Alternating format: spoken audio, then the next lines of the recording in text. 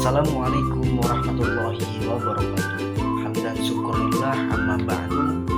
Pertama-tama marilah kita panjatkan kepada Allah Subhanahu wa taala sholawat serta salam marilah limpah curahkan kepada Nabi kita Nabi Muhammad sallallahu alaihi wasallam.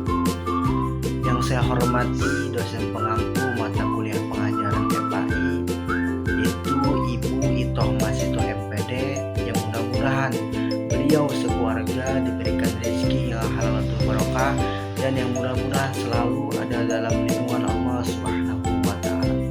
Baiklah teman-teman, di sini saya akan menjelaskan materi tentang kompetensi pedagogi guru dalam mengajar FAI. Nah, yang pertama kita akan membahas tentang definisi. Kompetensi pedagogi terdiri dari dua kata, yakni kata kompetensi dan kata pedagogi. Kata kompetensi ini berasal dari bahasa Inggris yaitu competence, yang artinya kecakapan, wewenang, dan kemampuan atau kompetensi. Adapun dengan pedagogi secara bahasa berasal dari bahasa Yunani yaitu paidos, yang artinya anak laki-laki, dan agogos itu artinya mengantar atau membimbing. Menurut Suwarno, pedagogi ini merupakan suatu aturan yang secara cermat, kritis, dan objektif mengkaji konsep dan teorinya yang berupa hakikat manusia, hakikat peserta didik, hakikat arah pendidikan, serta hakikat sistem proses pendidikan. Yang selanjutnya kita akan membahas tentang ruang lingkup kompetensi pedagogi. Ada 8 ruang lingkup kompetensi pedagogi.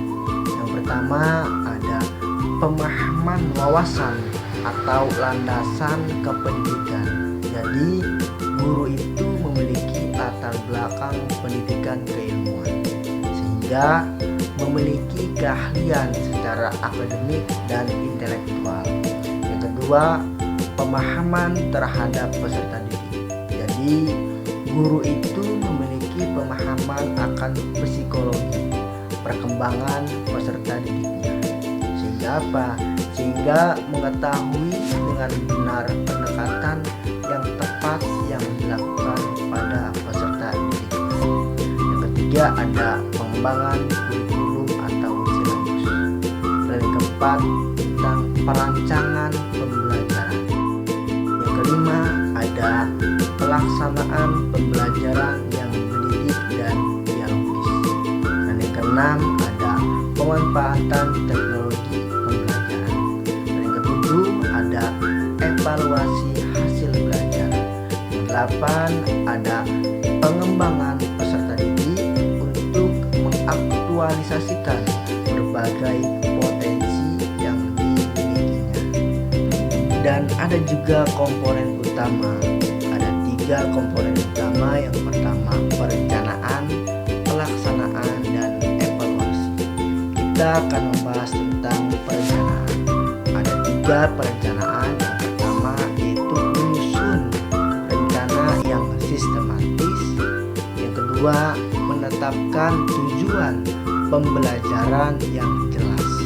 Yang ketiga pemilihan metode dan strategi. Dan selanjutnya kita akan membahas tentang pelaksanaan. Ada 3 pelaksanaan. Yang pertama kita harus menciptakan suasana kelas itu yang interaktif, kondusif, dan mendidik.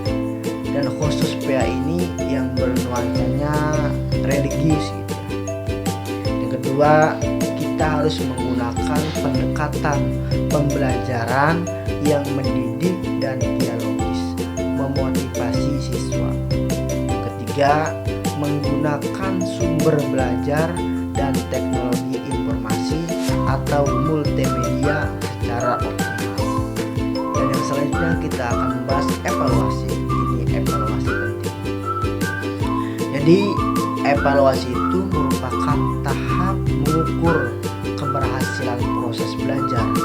Jadi guru itu harus memiliki kemampuan untuk mengevaluasi pembelajaran yang dilakukan meliputi perencanaan, respon peserta didik, hasil belajar peserta didik, metode dan pendekatan dalam proses kegiatan pembelajaran. Yang selanjutnya kita akan membahas tentang kompetensi pedagogik guru PAI dalam menghadapi keragaman siswa. Abdul Halim dalam Jurnal Pendidikan Multikultural menjelaskan bahwa seorang guru PAI itu yang kompeten secara pedagogik dalam konteks keragaman harus mampu. Yang pertama, guru dianjurkan untuk berperilaku multikultural. Seperti apa? Seperti menghormati, menghargai, bersikap ramah dan tidak diskriminatif kepada peserta didik. Yang selanjutnya, kepekaan seorang guru terhadap anak didiknya. Jadi guru itu harus peka terhadap anak didiknya. Seperti apa? Seperti berusaha semaksimal mungkin dalam menjelaskan perbedaan, tidak menyinggung perasaan peserta didik. Yang selanjutnya, memahami karakteristik secara holistik, yaitu dengan cara mengidentifikasi dan memahami perbedaan latar belakang seperti budaya, sosial, ekonomi, kemampuan gaya belajar, serta pemahaman keagamaan awal siswa. Materi selanjutnya yaitu tentang peran pedagogik dalam keberhasilan pembelajaran PAI. Yang pertama, guru PAI ini yang kompeten secara pedagogik mampu menyusun rencana pelaksanaan pembelajaran atau yang disebut dengan RPP.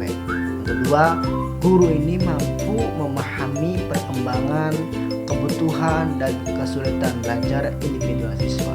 Jadi guru itu dapat mengelola kelas dan menciptakan suasana belajar yang interaktif, menarik, dan suportif yang memicu pada minat dan keaktifan siswa dalam menerima materi PAI.